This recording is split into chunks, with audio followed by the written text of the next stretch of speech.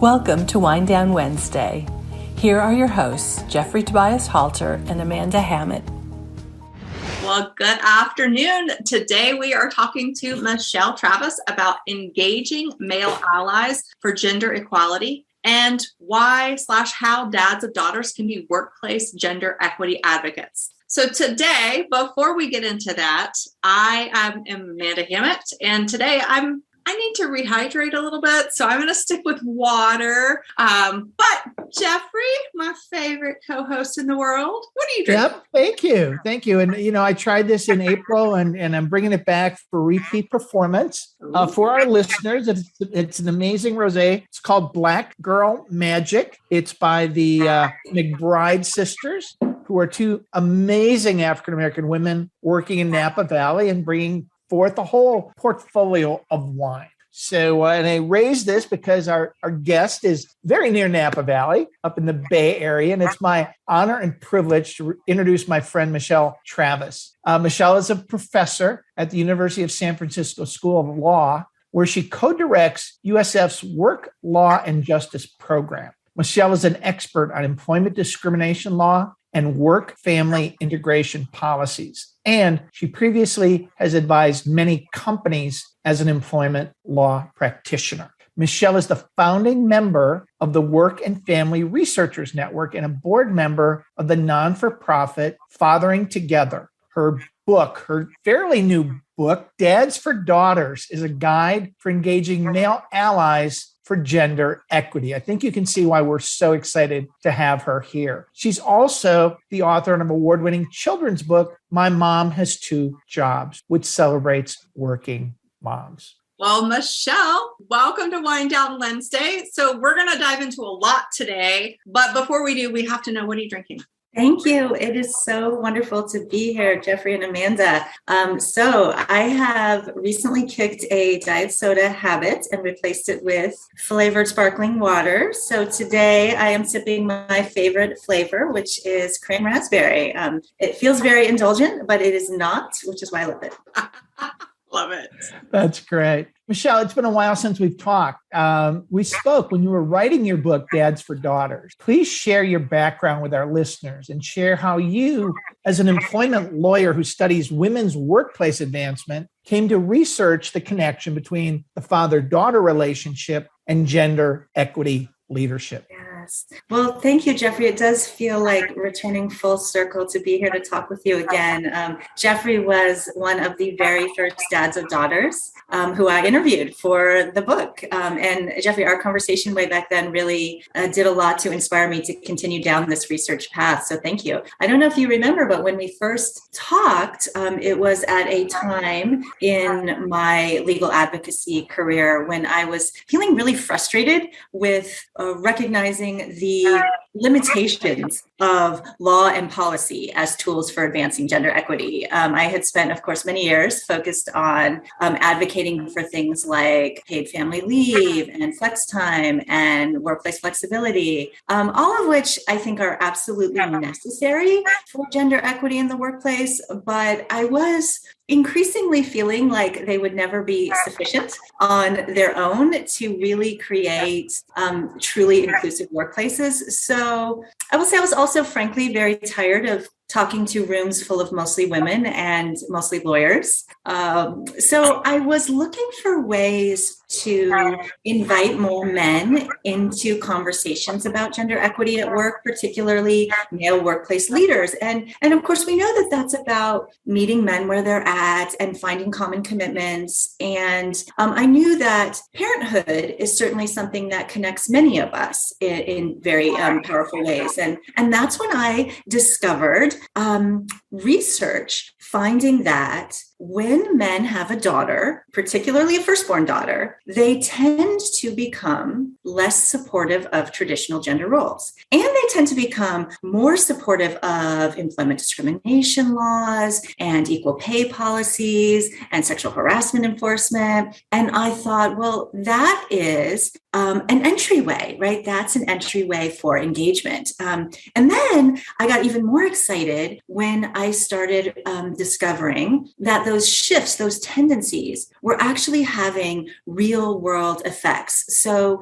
research has found, for example, that companies with CEOs who are dads of daughters have smaller gender pay gaps in their companies than those run by other men. Venture capital firms with senior partners who are dads of daughters tend to be more likely to hire women into their partnership ranks than other venture capital firms. And those women tend to invest more in women-run companies, right? So these are real gender equity impacts. And so it was about the same time that I was discovering this research that my personal life started converging with my professional life. And I started seeing the impact that my own two daughters were having on my husband. And he is the chair of a national law firm. And of course, right, me as a professor who researches gender equity, I had his ear long before we had kids about the importance of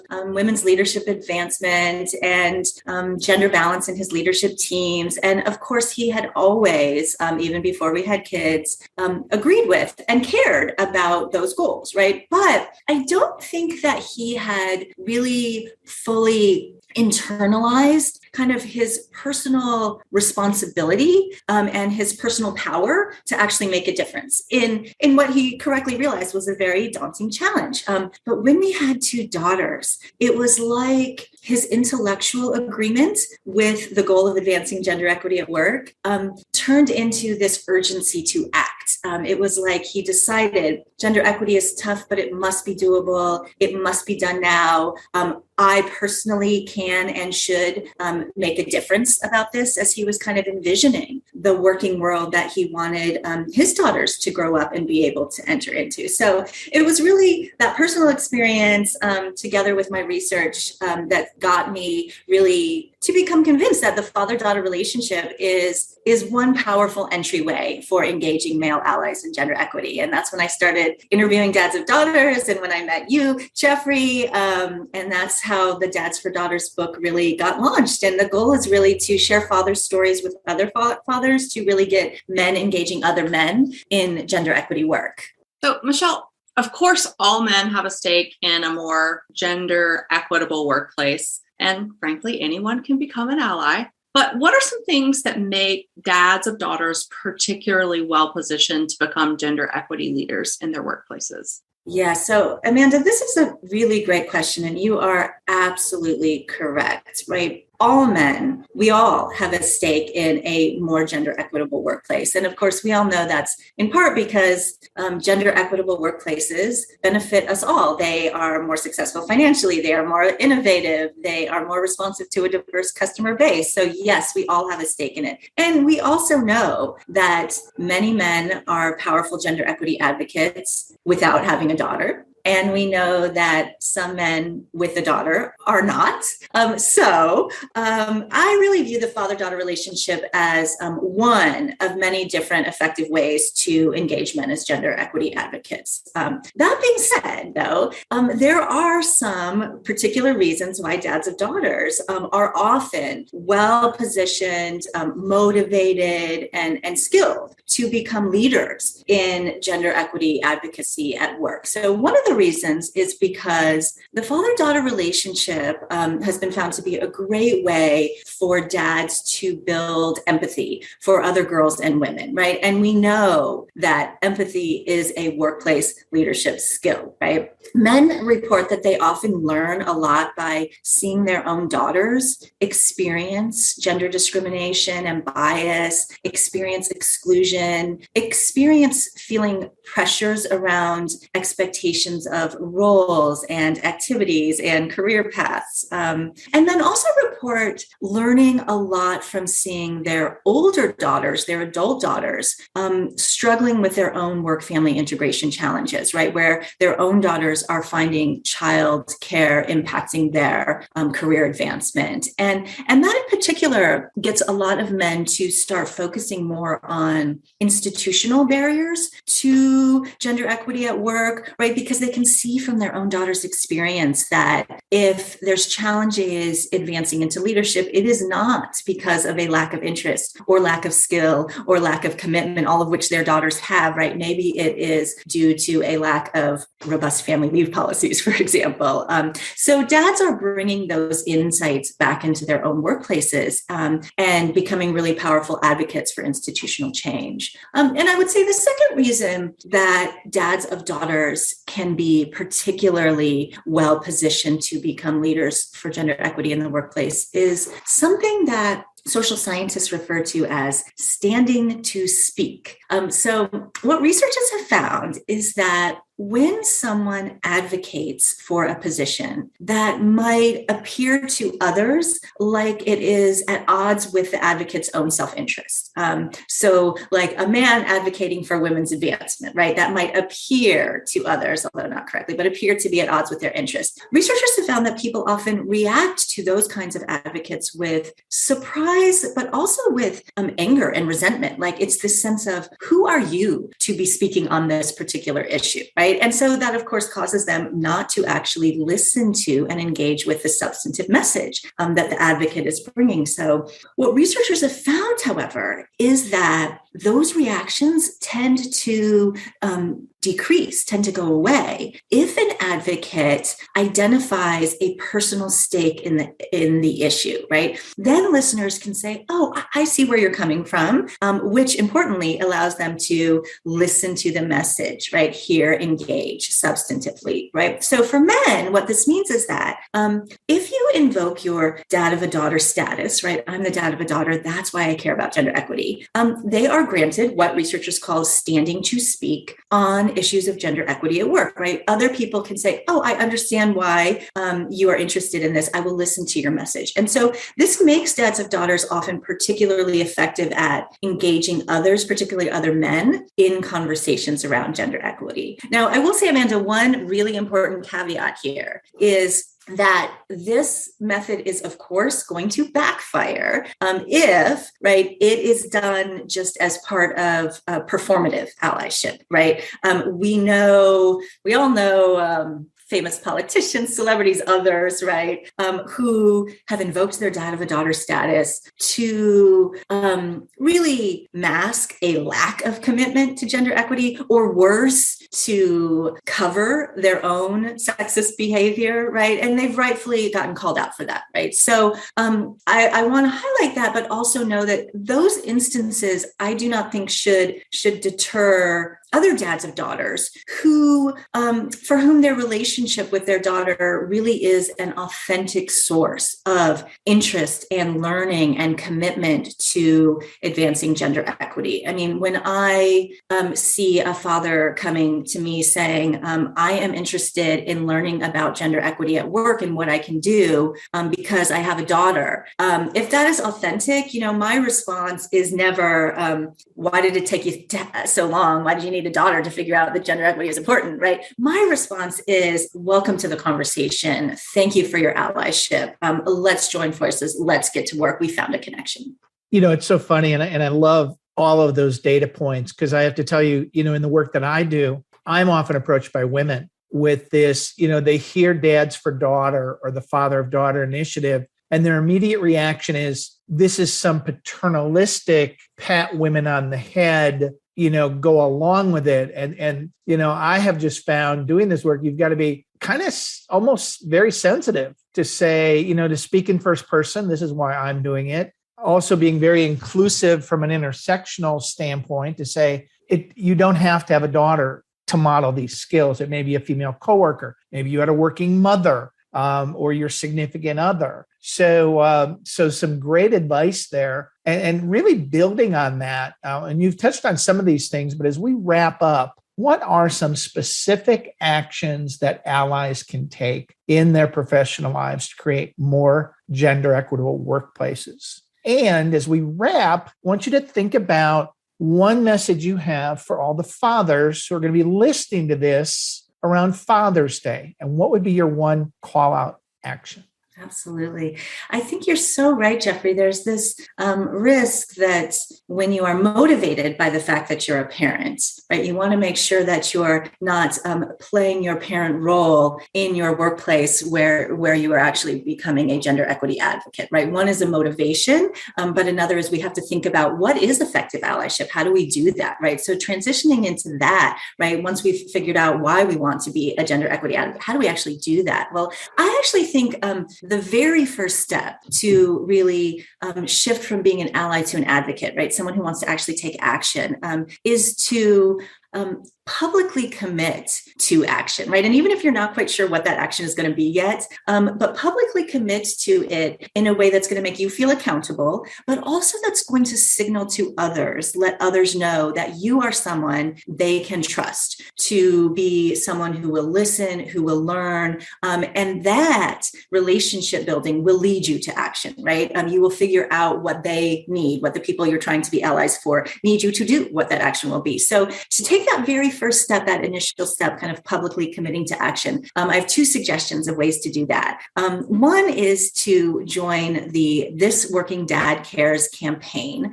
This campaign was created by the nonprofit Fathering Together, of which I sit on the board. If you go to Fathering Together's website, you can download a sign that says #This Working Dad Cares. You can print it out, put your name on it, hold it up, take a photo of yourself, post it on your social media accounts with a statement about why, as a dad, you are committed to advancing gender equity at work, right? To demonstrate you understand the connection between those two, right? And then the second way that you might take this first step, this initial kind of public commitment step, is to take the father of a daughter pledge. Jeffrey, your pledge, I come back to it again and again. It's on Jeffrey's Why Women website. It's highlighted in my Dads for Daughters book. It's something that connected us. I still give it to all of my male friends and colleagues. And I think it's a great first step because it's something that you can sign, print, put on your office wall, and it invites others to invite you to action, right? And the pledge is really simple, but very profound, right? It says, as the father of a daughter, I will listen, learn, lead, and have the will to advocate for the recruitment, advancement, retention, and equitable treatment of women in the workplace. I am making this commitment in support of my daughters, right? So once you've done that, right, that public commitment, you've invited others, you've signaled, I am an ally, then, right, you can start taking action. And others will help you along the way and invite you to partner towards action. So lots of things you can do, but given our time, I want to just highlight one really specific action item that I think dads can do in particular. If you're thinking about what can I do as Father's Day comes, the one that I think is sort of top of priority list right now is to find ways to support work-family integration policies and practices at your workplace.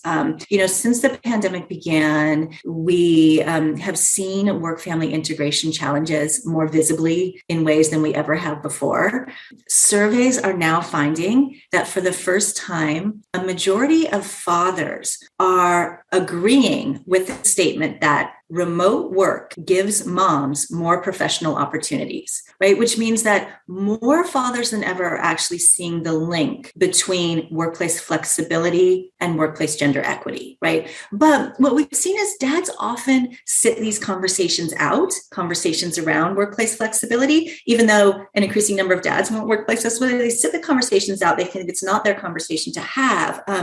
And so I would say, know that stepping into conversations to encourage your workplace to become committed, remain committed to workplace flexibility in all of its forms, especially now as so many of us are trying to imagine what is the post-pandemic workplace going to look like. Your voices as dads in workplace flexibility conversations are so powerful, so critical. Step in, lean into that discussion. And that also includes dads using workplace flexibility policies and practices that are available in your workplace, right? That modeling behavior. We know how important this is. When dads take family leave, for example, they have stronger bonds with their kids, stronger partnerships with their own partners. It decreases maternal depression. It increases co-equal caregiving, and it levels the playing field for women at work, right? We know this. It destigmatizes family leave by supporting workplaces built by and for parents. And it directly supports your own partner if you have one. Mother's income rises 7% for each month that a father takes family leave for a newborn child, right? So supporting workplace flexibility when others are using it and to use it yourself. I would say that is one of the top ways that you can become not just an ally, but an action-oriented advocate. So Jeffrey, in answer to your last question, if I was going to leave fathers with one piece of advice as we think about Father's Day and as a father, how you might be motivated by your parenting role to become a gender equity advocate, my one piece of advice would really be that small actions actually have a big impact when many dads are doing them, right? So if each dad does one small thing to think about gender equity, the cumulative impact in advancing gender equity is going to be enormous. Well, Michelle, thank you so much. There was so much packed into there. I hope that all of you who are listening followed along with all of the data points. She had some phenomenal things that she shared. But Michelle, thank you again for joining us today to talk about the important role of dads of daughters and the role that they have in making their professional lives to create a more gender equitable workplace. So I would love to have you back again because this is just the beginning of the conversation. So you guys that are listening can find more information about Michelle and her work on her website, michelletravis.net. Her books are available at your favorite bookseller, and you can follow her on Twitter at Michelle Travis. Thank you again for joining us, and we will see you in the very next episode.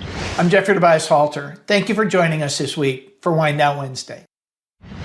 Thank you for joining us for Wind Down Wednesday. If you like this episode, please subscribe to receive more episodes straight to your inbox.